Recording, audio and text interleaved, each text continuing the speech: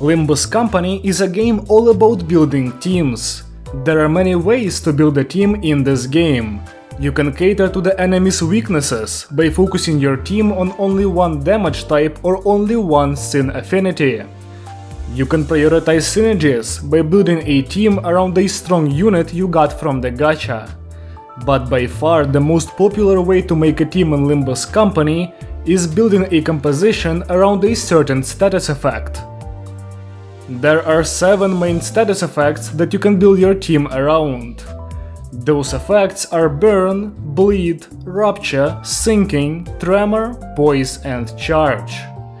Throughout the brief history of Limbus Company, these 7 teams have swapped places in terms of strengths with each new update.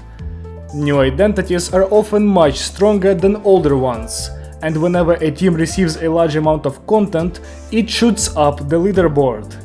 This is why the strengths of a team can be pretty consistently gauged by looking at whether it has gotten any new additions in recent times. As an example, throughout Season 4, multiple sinking identities were added to the roster, turning that effect's team into one of the better ones you could build.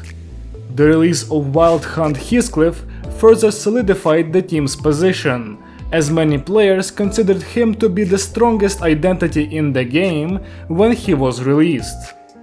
The same happened to Bleed once Season 5 started, but the team upped the ante even further with their insane offensive output and unconditional self-healing that countered the new unbreakable coin mechanic.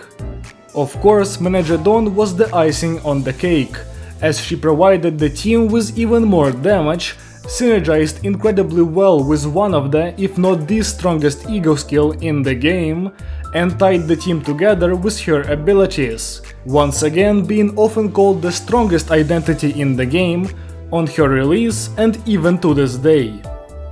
During 2024, many teams got a glow up like this. Poise saw the revival of the Blade lineage faction with the release of Mentor Mersault. Tremor got access to its strongest effects in Time Moratorium, Tremor Reverb and Tremor Everlasting. Charge got multiple very strong identities that improved the team significantly and allowed it to deal with blunt weak threats much more efficiently. And Rupture got multiple new tools that allowed the players to create more gluttony chains in order to use Talisman while also making the team generally stronger and adding more mechanics into the archetype. However, one team seemed to be forgotten, and that team is, of course, Burn. Now, if you look at the content the team received during the previous year, everything started out pretty well actually. In January, we got Magic Bullet Otis, the identity. This ID added the Dark Flame effect into Burn, which proved to be a vital tool that allows the Burn effect to deal damage way above its cap, making it an actual threat to high HP bosses in this game. Just 2 months later, a new Burn banner came out. With it came Lu Rodion and Lu Roshu. Rodion ended up being a pretty strong identity overall, with great clash power once you get some burn on the enemy, and extra damage effects not only for herself, but also for other Lu Association identities that Burn relied on. Lu Roshu also ended up being good, even though she is a 2-star. Her skills actually clash well and deal extra damage, making her offensive output much more notable than that of Lu Association 2-stars of Season 1. Her burn infliction did fall behind compared to some of those identities, but honestly it doesn't matter that much. Continuing the trend, just 2 months after that development, Burn got yet another upgrade in the form of Dawn Office Sinclair, who was added in the 3rd Walpurgisnacht. And while Lu Rodia and Roshu were just decent identities that filled out empty slots on a team that desperately needed content, Dawn Office Sinclair was an actually big power spike. Sinclair acted as Burn's main damage carry, with his area of effect 2nd skill and a single target nuke as his skill 3, which he unlocked after some setup. This formula would be then replicated for Wild Hunt and Manager, and considering the incredible strength of those identities, you would expect Don Sinclair to be the same way: unstoppable, irreplaceable, and utterly insane. But in reality, the community's reception of this identity was rather mixed. Few people denied the fact that Sinclair is obviously a powerful identity, but many people found him rather clunky to use. To understand why that is the case, let's look at two aspects of his kit: team dependency and resource management. Team dependency is pretty simple. How much does an identity rely on having a specific team built around it? IDs that have strong mechanics locked behind having certain compositions are team dependent, and those who get most of their strengths without relying on other identities are independent. Resource management refers to a specific resource the identity has to manage in order to get stronger or stay strong. Many powerful identities have a resource they need to play around, and the way the resources operate can strongly impact their effective power. Starting with team dependency, Don Office Sinclair does not interact with his preferred status effect in any unique way, and his abilities do not get improved with certain identities on the field. However, at the same time, Sinclair's third skill relies majorly on large burn stacks and Wrath Absolute Resonance to deal a ton of extra damage. His burn infliction also becomes irrelevant without other identities to use it to fuel their conditionals, as the damage the effect does when only inflicted by Sinclair is very low. Also, Sinclair has a uniquely strong dependency on SP support on his team, and without a way to gain extra sanity, his strength drops significantly. All of this makes me believe that Sinclair is closer to being team dependent than an independent identity. In terms of resource management, Sinclair is in an interesting position. While other IDs often have to play around getting unique effects, such as Don's Heartblood and Heathcliff's Coffin, Sinclair's resource of choice is Sanity. Yes, the same sanity that impacts your chances to flip heads with the coins of your skills. The way Sinclair uses Sanity is simple. Once he gets to 40 SP, he consumes 20 SP to enter his ego state. While in that ego state, he loses Sanity at the end of every turn, and the amount lost scales with the amount of turns that Sinclair has spent in his ego state. Once he hits 0 SP, Sinclair loses his ego form, becoming much weaker. The problem with this type of resource management is the fact that other identities get weaker without the resource, but they don't necessarily become actually weak. However, Sinclair not only loses his powerful skills, thus lowering his damage output, but also loses his ability to flip heads, killing his clash power as well. Basically, as soon as Sinclair loses his ego form, he becomes effectively handless, and relies solely on luck to win a clash that can put him back at a reasonable amount of SP. These two facts make it very difficult to use Don Clair and see great results from him without obtaining a set of other identities and ego skills that patch up holes in his kit. But, as it usually happens, whenever a unit struggles to reach its full potential, Project Moon tend to help that unit out by releasing another unit with the ability to help the previous one. So we just had to wait 2 months until the next development in Burn, right? Well, here's the problem. Don Office Sinclair, who was released in May of 2024, ended up being the last piece of content Burn received until the end of the year. This left Burn in a state where the team definitely still needed some help, all the while other teams enjoyed their new overpowered effects and strategies. This might not look like that big of a deal, but power creep happens extremely quickly in Limbus Company, and just 2 weeks after Don Sinclair's release, Ringy Sang burst onto the scene, providing the players with an insanely strong new toy that dwarfed the strengths of other units in comparison. Of course, other teams became stronger to match the new standard, and Burn was swiftly left behind. Also, in addition to being weak, Burn was a team notoriously difficult to build. The 2 strongest identities, Sinclair and Otis, were locked behind the Walpurgisnacht event, meaning they could only be dispensed and extracted for a short while whenever Walpurgisnacht was happening. This made Burn even less desirable in the eyes of players choosing which team to build towards, as, you know, not having access to the strongest identities of a team for most of the year kinda makes you want to look for other options, which I think is completely reasonable. All of this made Burn, in the eyes of many players, straight up the worst out of the 7 status effect teams. Memes were made about the team left and right. The fans of the status effect and its aesthetics were outraged at the blatant lack of new content for the squad, but no updates came. Also, this is as good of a time as ever to talk about Glimpse of Flames, which I'm sure someone impatient has already made a comment about. The Glimpse of Flames ego gift is one of the, if not the strongest ego skill in the Mirror Dungeon mode of Limbus Company.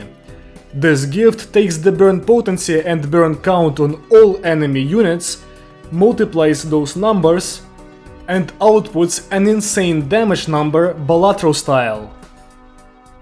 This effect tends to straight up one-shot all enemy units unfortunate enough to be hit by burn inflicting abilities, and this ego gift alone has solidified Burn as the single best team for farming mirror dungeons.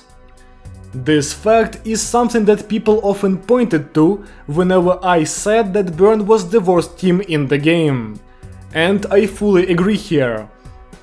Burn's one and only niche in 2024 was clearing mirror dungeons as fast as possible with the help of this gift. So does that completely nullify everything I said about the team up until this point? Well, not quite. I feel like while it's true that Burn is extremely strong in the mirror dungeons, that fact is kind of irrelevant for most players who have not started playing on the game's release. The mirror dungeons are by far the easiest mode in Limbus Company, and getting a Burn team to pro Glimpse of Flames is surely not a priority for any new players. Back to Burn being bad, the team stayed that way up until 2025. However, on a fateful day in January, the Walpurgisnacht 5 event began, and finally, after month upon month of waiting, Burn got a brand new piece of content, Magic Bullet Otis, again, but this time in the form of an ego. This ego skill did two things. It provided Otis with another way to mass inflict Dark Flame, and it also gave her another way of gaining Magic Bullet stacks. The skill also added same turn Dark Flame into the Burn team. The skill's passive adds even more Dark Flame into Otis's kit, as she can now inflict the effect just by hitting an enemy with 30 or more burn. Overall, Magic Bullet Otis the Ego increased the Dark Flame infliction of this team greatly, while also speeding up the setup of Otis's skill tree.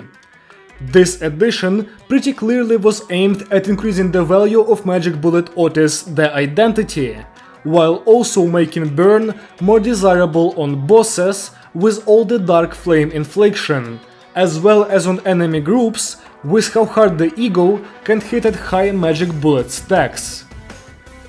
Not long after this development, in fact in the same month, we got a new Burn identity, LCE Ego Ardor Blossom Star Faust. Initially, a lot of players were confused about the reason for this identity's existence. You see, LCE Faust is a suicide identity, meaning that she will stay in a fight for a short amount of time before going out in a literal blaze of glory. Releasing an identity like that into a team that struggled to fill out 6 slots seemed illogical, but little did we know it was all part of Kim Ji-hoon's greater plan. But the obvious design question aside, LCE Faust is still a decent identity. She clashes well, inflicts a bunch of burn and deals good damage, which scales with burn on herself. Her suicide mechanic allows her to pretty much hold a place on the team for the foreseeable future, as you don't really give up a slot for her, not for the entire encounter at least. In the following month, another ID burst onto the scene, and this time it was Lu Association Yi-sang. Unlike Faust, Yi-sang's purpose was clear as day. Much like the Magic Bullet Ego empowered Otis, Yi-sang was added to empower other lacking aspects of the team. Much like with every Lu identity, Yi-sang's slashing is great, but unlike the rest, he actually deals great amounts of damage. All of his skills get extra damage conditionals, with his skill 3 having 2 of them. That skill can also deal extra damage based on the target's burn for even more offensive capabilities. The fact that Yi-sang is a Lu identity allows Rodion's passive to get even more value as well. But by far the most important part of Yi-sang's kit is his SP recovery. As I've said before, the main thing holding back Don Sinclair from being very strong is the fact that his ego form consumes a crazy amount of sanity after a certain amount of time. That issue can be easily fixed with an effect that provides consistent SP healing at the end of a turn, and that is exactly what Lu Yi-sang's passive does. In fact, with a Wrath Resonance, it can hit 2 allies at once. This means that not only does this passive save Sinclair from his imminent mental breakdown, but it also helps Otis play around her new ego and her amped 3rd skill, both of which consume a great deal of sanity to use. Overall, Lu Yi-sang is pretty much all you could ask for in a new burn identity. He gives the team some much needed physical single target damage, gives it another Lu ID to buff with Rodia, and crucially, fixes the biggest issue of the team, that being the constant need for SP recovery. After such a banger release, surely the hot streak of burn upgrades will end, right? Nope. Much like a toxic partner, Kim Ji-hoon decided to love bomb the shit out of burn with yet another burn banner releasing in less than a month after the addition of Lu Yi-sang. The banner for Limbus Company's 2nd anniversary came with 2 more burn identities: Fire Fist Office Survivor Gregor and Tsing Association East Don Quixote. Fire Fist Gregor's purpose is very simple. He's here to make burn great again. And he does that in the simplest way possible, by being an extremely strong damage dealer for the burn team.